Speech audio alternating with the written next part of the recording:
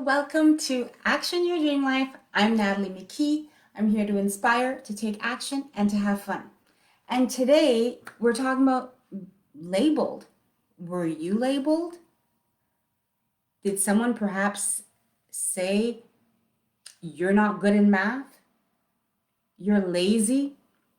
Did you perhaps overhear indirectly being labeled? Did you overhear someone talking saying, oh, he's just not good in sports? He ruined the soccer game. Was that you? Were you indirectly labeled? Did you overhear that you were broke? She's never good enough? Were you labeled? The person that labeled you defines who they are. You get to label yourself. That's the good news. You get to do that. And I'll tell you a brilliant story about an amazing entrepreneur that is a total success today because of labeling. And it defines everything for all of us. And think about yourself right now, who you want to be. You label yourself. You get to label that. So label yourself who you want to be right now.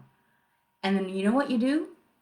You start taking the steps, no matter how little or how big, baby steps, if you will, towards what it is you're labeling yourself. Take the actions necessary to become the label you want to be. And keep learning. And encourage yourself, be around people that encourage you as well. So here's an amazing story. Things I love, a great story. So there's this amazing entrepreneur. He is one of the most successful magazine entrepreneurs, multi-billionaire, millionaire. And he was speaking at an event through somebody else. I didn't see him directly. I just overheard this story. And this guy was failing in everything, in school, and he was raised by a single mom. He was struggling, just, deemed a failure, deemed he's just gonna pass if anything. And but he did promise his mother one thing. He said, no matter what, I promise I'll do the SAT. And the SAT is one of a statistical test that 1600 is the best you could have on one of those tests, and the average is about 1,000. And it's really just to test your ability, and it's aimed at getting students into the Ivy League schools. So he takes this test and takes the test in May. In June, he gets the results. He got 1480. Now, this is what most professors, surgeons, very, very smart people would get.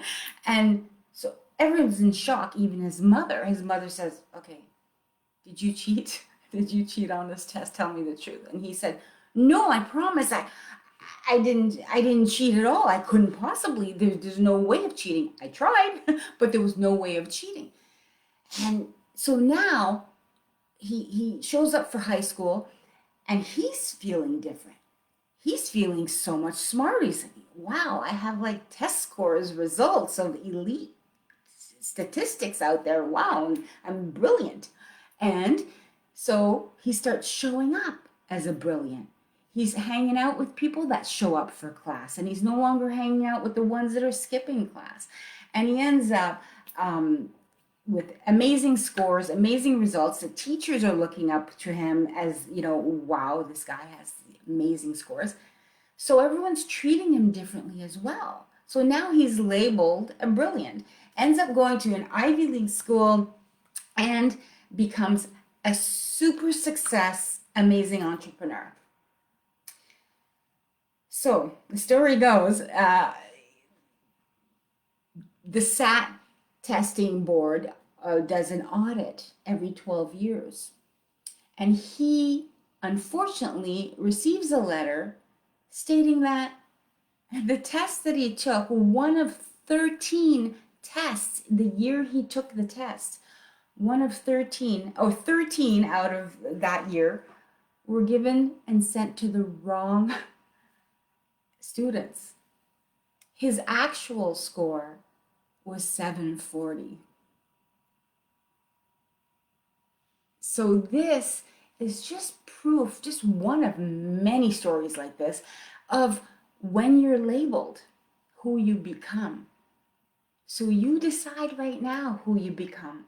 And April awareness, being aware of when you're talking, as parents, our kids hear us. So you could do a test exactly like this. So things to do this week, taking action, a new label. Label yourself differently and perhaps allow your child to overhear you label them in an amazing way. Try it. You could test it. Say, wow, he is so amazing in his math class. The teacher said he was struggling for a while, but that he is one of the best in the math class now, or something like that. Or he's one of the best on the soccer team. And if your child overhears you saying that to somebody else, indirect labeling is almost more powerful than direct labeling. Try it. If you want to see your child improve in some way, start labeling them so that they could overhear you saying things in kind. So that's it. I love to inspire and empower, and I hope you have yourself an amazing day.